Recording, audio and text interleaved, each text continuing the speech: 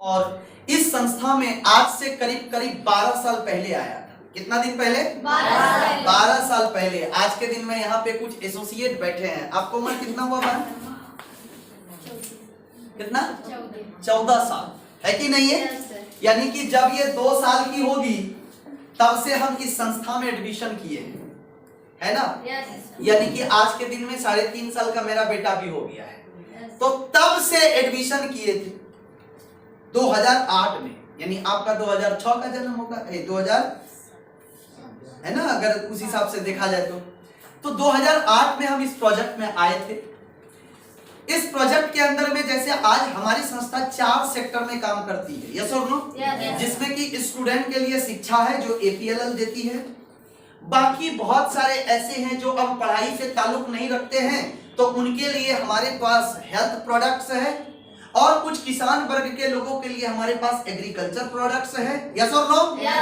और सबको जो चाहिए, कहते हैं ना बड़ा बाबू ना बड़ा भैया, सबसे बड़ा रुपया जो सबको चाहिए, है कि नहीं है? जिसके लिए इस प्रोजेक्ट में लोग आते हैं, राइट?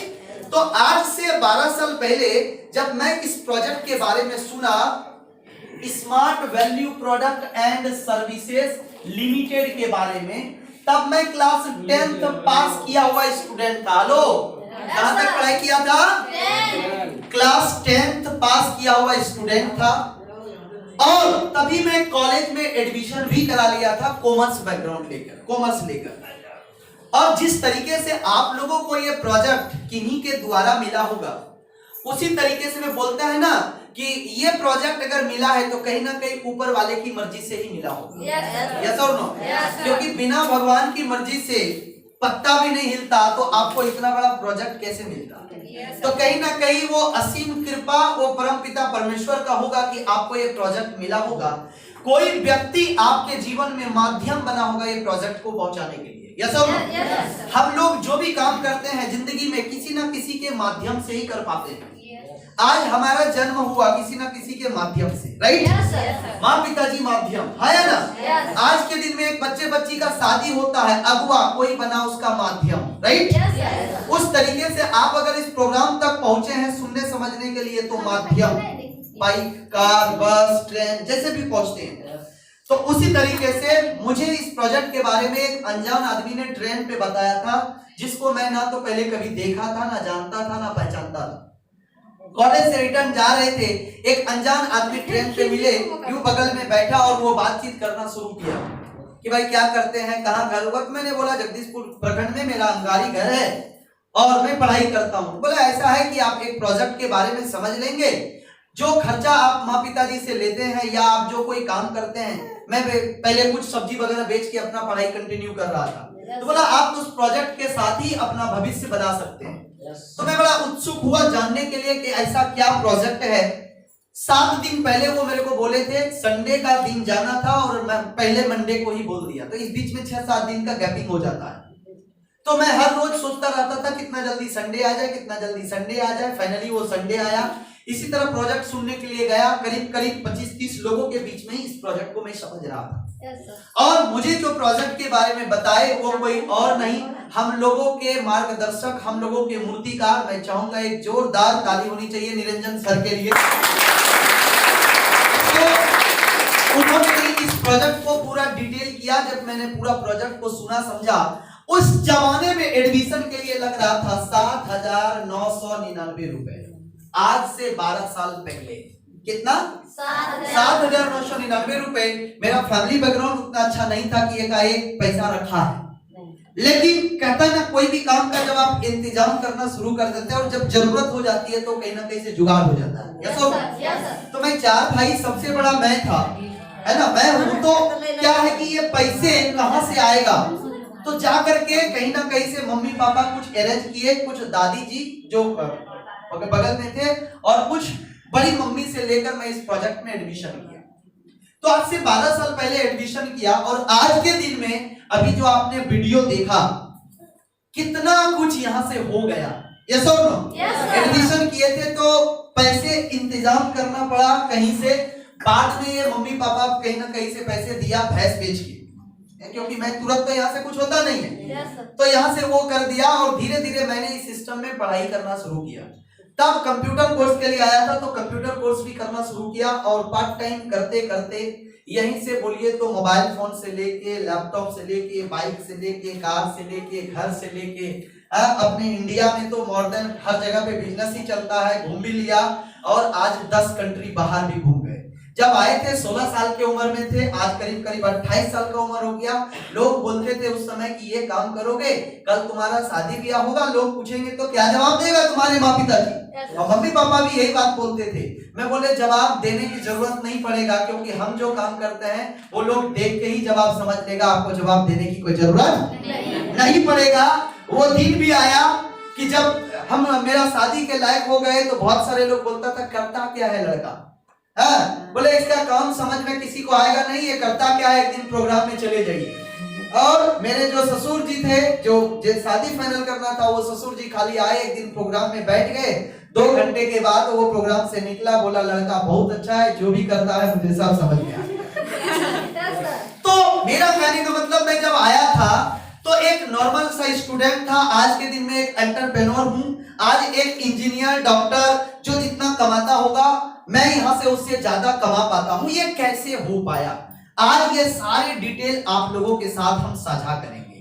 तैयार हैं? yes, तो अगले 2, 2.5, 3 घंटे तक पूरी तन्मयता और एकाग्रता से एक एक बातों को क्या करना होगा, आपको लोड करके रखना होगा। yes, तभी जाकर के आप उसको अप्लाई करेंगे, फिर जाकर के आप आज भले वहां पर बैठे हैं, एक समय यही जगह रहेगा और आप यहाँ पर खड़े रहेंगे। yes, or no? yes, तो मेरा काम है कि आपको एक राह दिखाना। आप बहुत सारे लोग इस प्रोजेक्ट में आए हैं, लेकिन अभी क्या है, काफी सारे नॉलेज से वंचित हैं। बहुत सारे लोग, जैसे अभी क्या है, गांव से शुरुआत किए हैं आप, राइट? है ना? बहुत सारे लोग गांव में रहते हैं, तो उसको क्या पता चलता है ना कि दुनिया बहुत छोटा है। जैसे एक बार क्या हुआ कि गलती से समुद्र का मेढक जो है कुआं में आ गया, है ना? और वो कुआं में पहले से 2-3 मेढक था। तो समुद्र का मेढक बोलता है यार तू ये कहां कुआं में फंसा है, चल मैं तुम्हें समुद्र में लेके चलता हूं।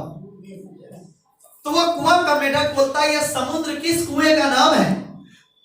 समुद्र किस कुएं का नाम है? बोला वो बहुत बड़ा होता है।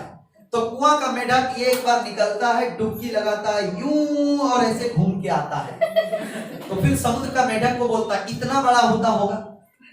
तो समुद्र का मेढक बोल रहा है कि यार इतना ही बड़ा नहीं होता है, वो बहुत बड़ा होता है। वो तुमको हम कैसे बता सकते हैं कि कितना बड़ा होता है? बोला इससे भी बड़ा होता है। बोला हाँ। इस बार बड़ी जोर से डुबकी लगाया और चारों तरफ कुआं में घुमा। अब फिर आके बोलता है इतना बड़ा होता होगा? बोला नहीं नहीं, इससे भी बड़ा होता है। बोला इससे भी बड़ा होता है। अब की यूं डुबकी लगाया, नीचे मट्टी में टकराया, है ना, ऊपर आया। बोला इससे भी बड़ा होता है क्या? बोला यार तो किससे बात कर रहे हैं, इससे बहुत बड़ा होता है ना? आपकी जोर से ऐसा लगाया कि कुआं का दीवार में जाके टकराया। बोला इससे बड़ा क्या होता होगा? इससे भी बड़ा कुछ होता है। तो बेचारा वो कुआं का मेढक को क्या समझ में आएगा, क्योंकि वो जन्म वही लिया और पला बड़ा वही है। बोला तुम बस मेरे साथ चलो, तुमको मैं दिखाऊंगा कि अल्टीमेट होता कितना बड़ा है। और जब उनके साथ वो निकला और जब समुद्र में पहुंचा तो महीनों महीनों तक वो तैर रहा है, कहीं वो ठेक नहीं रहा है। तब उसको समझ में आया कि यार वाकई में समुद्र अलग है, कुआं अलग है। तो अभी तक जो हम लोग का लाइफ में बहुत सारा करियर मान बैठे हैं, वो जिंदगी अलग है, स्मार्ट वैल्यू में जिंदगी अलग होता है। यस और नो? मैं भी पहले कुआं का मेढक था, लेकिन मुझे भी किसी ने पकड़ा और मुझे लेकर गया उस समुद्र की दुनिया में, जहां पर जाके पता चला कि दुनिया छोटा नहीं है, दुनिया बहुत बड़ा है। आपके जीवन में अपार संभावनाएं हैं, बहुत कुछ आप कर सकते हैं, बशर्ते एक डायरेक्शन मिलना चाहिए। यस और नो? वो डायरेक्शन जिस प्रोफेशन में आप आगे बढ़ना चाहते हैं, उसी प्रोफेशन के एक्सपर्ट वो डायरेक्शन आपको दे सकता है, राइट? और हम लोग एक वो कहावत भी, दोहा भी सुने हैं कि गुरु गोविंद दो खड़े, काको लागे पाए, बलिहारी गुरु आपने गोविंद दियो बताए। कि एक बार की बात होता है कि भगवान और गुरु दोनों सामने खड़ा है, दोनों सामने खड़ा है और शिष्य पूछ रहा है, किससे? भगवान से ही पूछ रहा है कि आप दोनों तो मेरे लिए महान ही हैं, बताइए पहले किसका पांव लगूं? तो भगवान खुद बोलते हैं कि पहले किसका लग लो, गुरु का लग लो। तो ये क्यों बोलते हैं, एक छोटी सी स्टोरी से हम आज का ये ट्रेनिंग सेशन को स्टार्ट करेंगे कि जिंदगी में बहुत सारे लोग हैं, मैं देखा हूं काफी सारे पढ़ाई लिखाई करने के बाद भी आज लोग भटक रहे हैं। यस और नो? Yes sir. आपके इलाके में ऐसे बहुत सारे टैलेंटेड भरे पड़े लोग हैं, है ना, जो BA BSc BCom MA MSc MCom करने के बाद कहीं 5,000 10,000 15,000 20,000 की नौकरी के लिए रात दिन भटक रहा है, जिंदगी फ्रस्ट्रेशन में चला जा रहा है। Half life has been gone, उनकी जिंदगी का आधा लाइफ चला जा चुका है। यस और नो? Yes sir. तो बहुत सारे परेशान लोग हमारे देश के अंदर भटक रहे हैं। मेरे को एक मौका मिला है उसको रास्ता देना।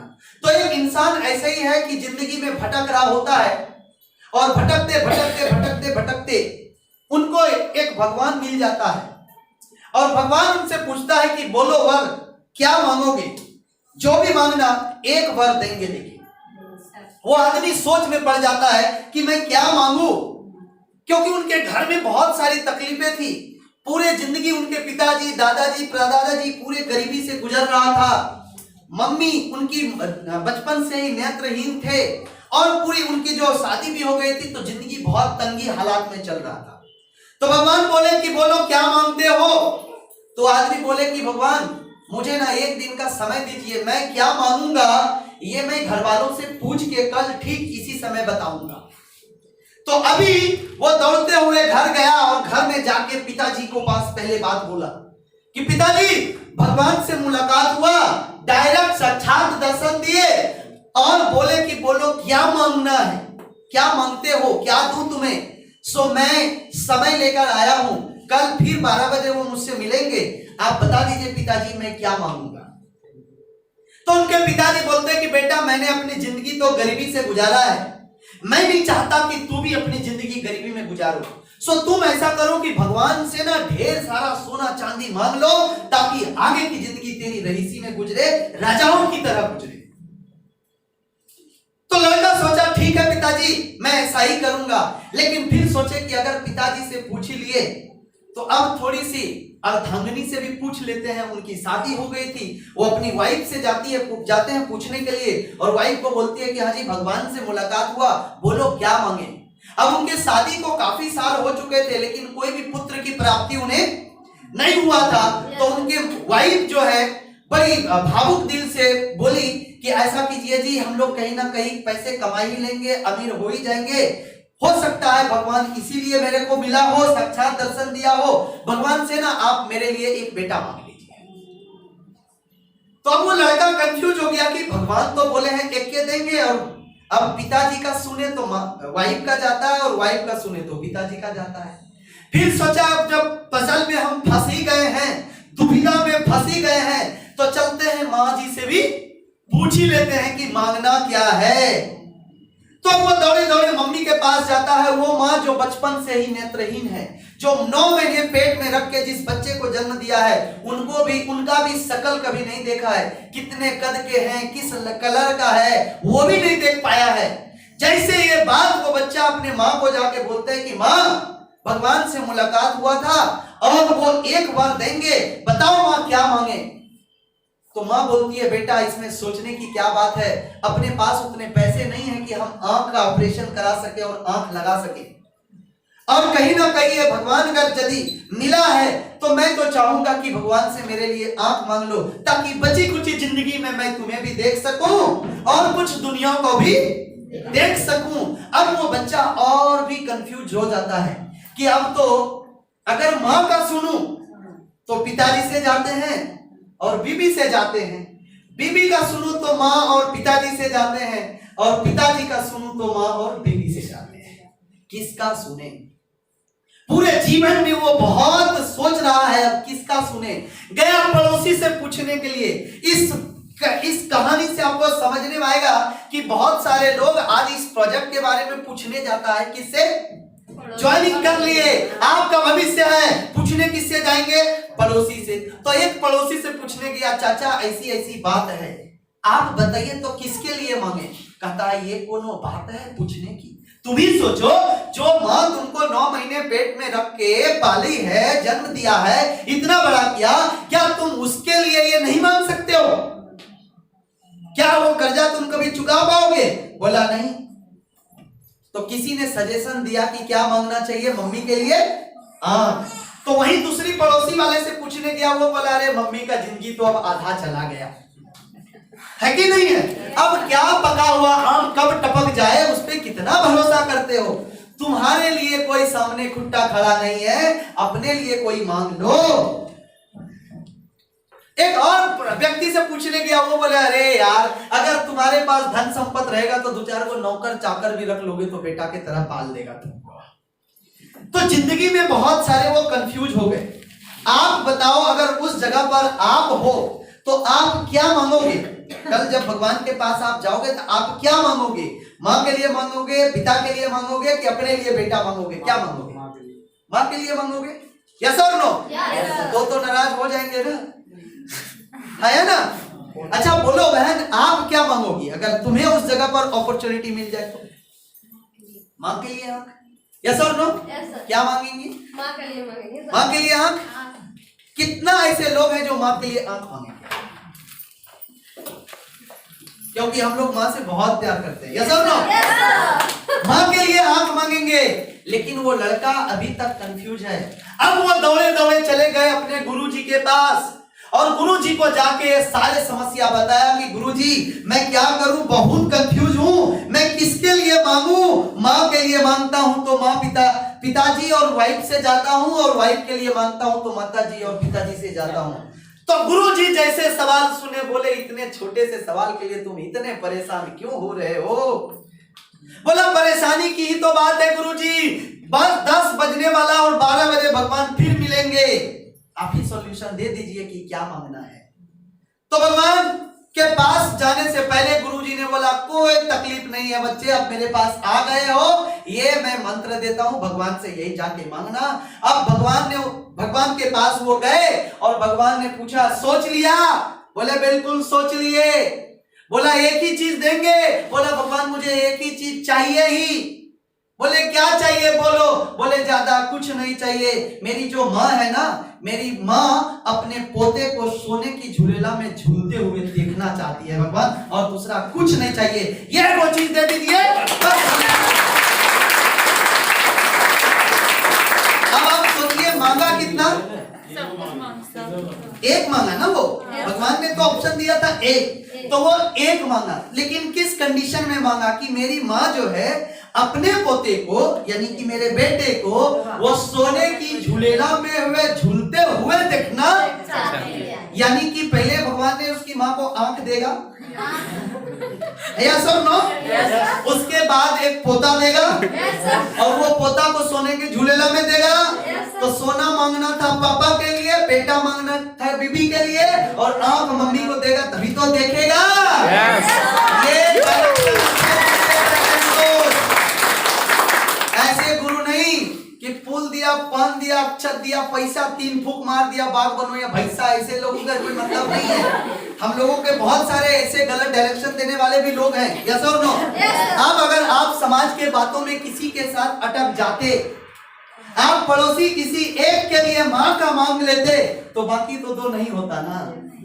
इसीलिए जिंदगी में जरूरत होता है अच्छे गुरु का जो आपको आगे बढ़ाए। यस और नो?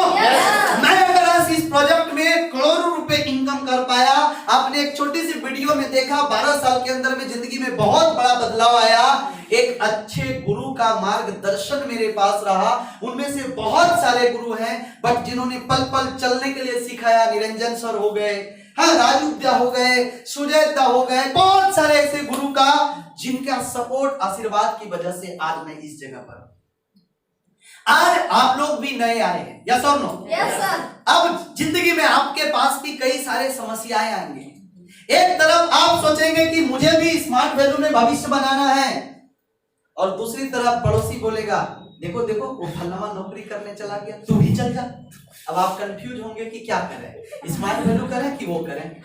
होता है या नहीं होता है? yes, एक तरफ आप सोच रहे हैं कि मुझे भी एक दिन Pankaj sir, Nitish sir, Niranjan sir की तरह टॉप में पहुंचना है, और दूसरी तरफ आपके पड़ोसी में कोई छोटा सा नौकरी अगर किसी का लग गया, या 2 वो कोई अलगत गगरी छलगत जाए वाला पढ़ाई लिखाई करके आपके मम्मी पापा को समझाने आ जाता है, तो फिर उनकी मुंडी घूम जाता उधर। है इधर कुछ नहीं होगा तो उधर वो कर ले। यस और नो? तो इस तरीके से आप जिंदगी में जब तक कंफ्यूज रहेंगे तो कंफ्यूजन आदमी कहीं पहुंच नहीं पाता है, क्लियरिटी जिनका होता है वही पहुंचता है। यस और नो? तो आज मैं बात करूंगा कि हम सब लोग अगर इस प्रोजेक्ट में आए हैं तो क्या करियर बनेगा या नहीं बनेगा, यह जानना पहले बेहद जरूरी है। तो smart value product and services limited में ये प्रोडक्ट एंड सर्विसेज लिमिटेड है क्या? ये गवर्नमेंट अप्रूव्ड प्रोजेक्ट है। कैसे जानेंगे कि ये गवर्नमेंट अप्रूव्ड प्रोजेक्ट है? आज के दिन में हर चीज इंटरनेट के द्वारा आप जान सकते हैं। किनके द्वारा? इंटरनेट के द्वारा। और हमारी संस्था का रजिस्ट्रेशन नंबर है 191355। यह सिर्फ लास्ट का है। आज कोई भी आदमी गूगल में जाके 191355 अगर डाल दिया ना तो पूरा का पूरा संस्था के बारे में गूगल पे फुल डिटेल्स आ जाता है। तो यह संस्था जो पिछले 20 सालों से काम कर रही है। कितने दिनों से? 20 सालों से।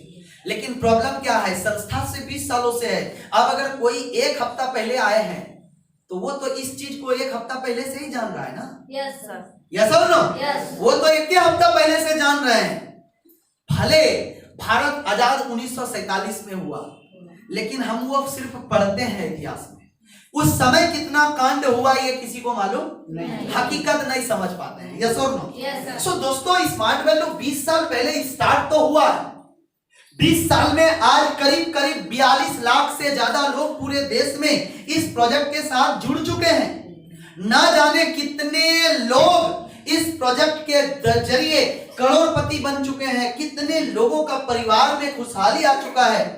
तो स्मार्ट वैल्यू एक इंडिविजुअल लाइफ में नहीं बल्कि पूरे परिवार को बदलाव लाता है, पूरे समाज को बदलाव लाता है। और इवन आज के दिन में भारत सरकार भी जब 2016 में इसको रजिस्टर्ड किया, सुप्रीम कोर्ट में इसके ऊपर कानून बनाया, तो स्मार्ट वैल्यू पूरे देश के लिए सबसे अच्छा, सबसे भला सोचने वाला काम करता है। तो क्या काम है यहाँ पर, कैसे यह काम होता है, इसके बारे में ही आज हम जानेंगे। तैयार है? यस। तो स्मार्ट वैल्यू एक डायरेक्ट सेलिंग इंडस्ट्री है। DSI इसको शॉर्ट में बोलते हैं, डायरेक्ट सेलिंग इंडस्ट्री। क्लियर है? अभी ये डायरेक्ट सेलिंग इंडस्ट्री क्या होता है, बड़े ध्यान से समझिएगा। कोई भी वस्तु जब बनता है तो वो कहां बनता है? बनने वाला फैक्ट्री में। उसको मैन्युफैक्चरिंग यूनिट बोलते हैं, राइट? यानी जहां बना, बनने के बाद ये डायरेक्ट हम आम आदमी तक पहुंचता है क्या? नहीं। मार्केट में जो आज काम हो रहा है वो बना कहीं और, इसके बाद ये गया CNF में, फिर गया ये स्टॉकिस्ट में, फिर गया ये होलसेलर में, फिर गया ये रिटेलर में, फिर गया ये डिस्ट्रीब्यूटर में, और तब किसके पास खरीदा? कौन खरीदा? कस्टमर। समझिएगा शब्द में, कस्टमर। कस्टमर ऐसे बोलते हैं ना। तो सबसे कष्ट से कौन मर रहा है बेचारे? कस्टमर, जो सिर्फ पैसा दे रहा है। यस और नो?